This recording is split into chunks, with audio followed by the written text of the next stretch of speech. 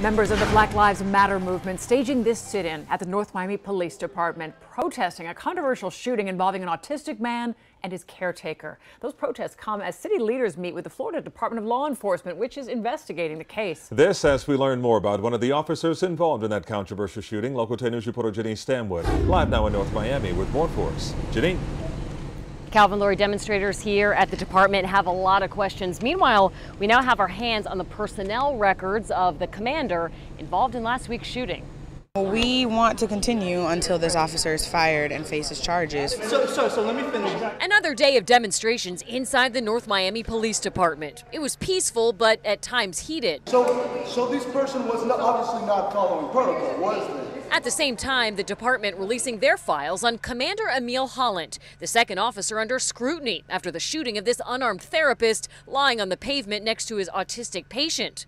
Most of Holland's performance reviews were above satisfactory. He received commendations and promotions.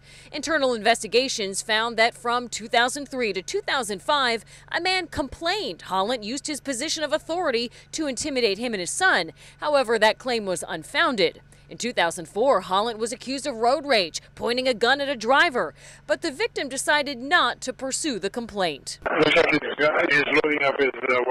Sources say Holland is the voice on this police recording, telling dispatchers the autistic man on the ground was armed, then telling investigators he was never even on scene. He told us Friday there is more to the story. I did not fabricate anything whatsoever. Please talk to my attorney. Records also show Holland had received specialized training in elder abuse and discriminatory profiling, but no record of receiving special needs training.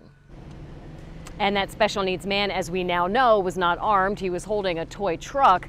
Meanwhile, the Florida Department of Law Enforcement, they're investigating. They tell us they should have their findings in the next 45 to 60 days.